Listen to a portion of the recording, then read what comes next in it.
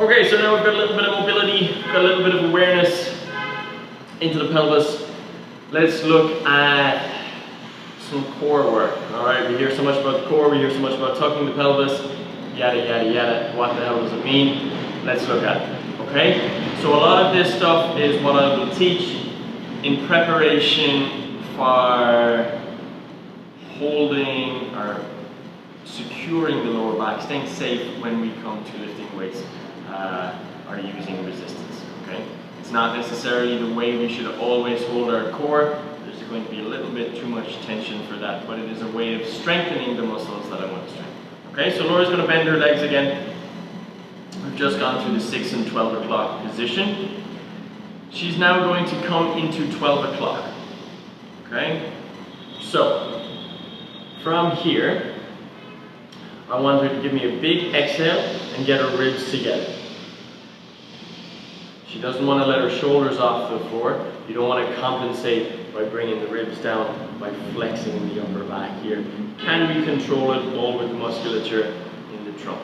So your exhale will be hugely beneficial here. The same muscles that we use to exhale are going to be the ones that are going to draw those ribs in.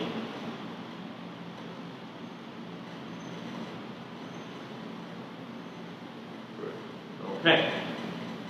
Right. So now she's set the pelvis a little bit. What I want her to do is take the feet off the floor. Her knees are going to go directly above her hips. Good. Her hands are going to come directly above her shoulders towards the ceiling. That's it. She's keeping that seal with the lower back and the floor. Using her exhale, she's going to reach her right foot out, imagining she's kicking a wall or pushing a wall away.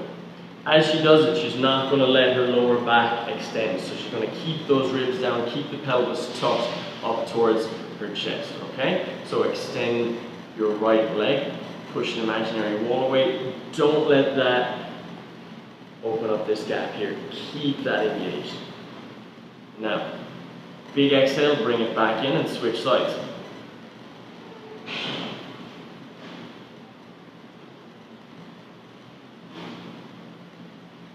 Good. And again, switching from side to side, keeping that lower back engaged with the floor.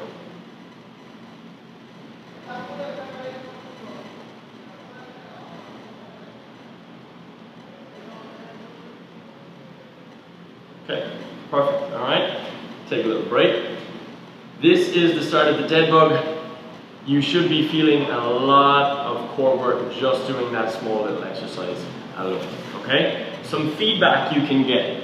Wrap up a towel, or here we have a yoga stretchy thing, whatever they're calling it. So, give yourself some feedback in that you put it underneath your lower back. If you have someone to help you, they can tug on it a little bit. So we're going to slide this underneath the lower back. Okay. Now Laura's going to make sure that I can't pull this out. Okay.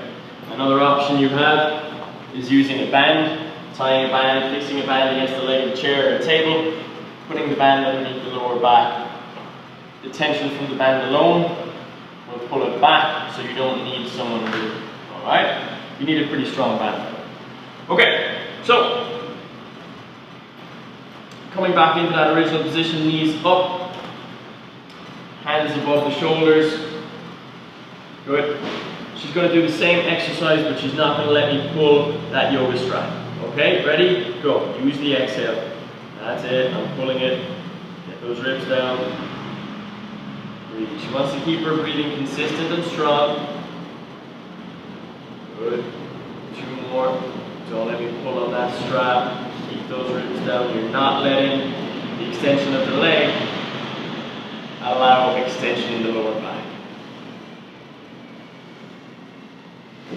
And rest. Good. Excellent. So that's the start of the work for the dead bug, moving from the bottom down. The main things you're looking for, do not let the extension of the leg pull the lower back into an arch. Use some feedback, get some feedback, make sure you're keeping that lower back down, okay? Obviously you have your natural arch. It's going to be different for every person. This is slightly different in that that they're just trying to get you to strengthen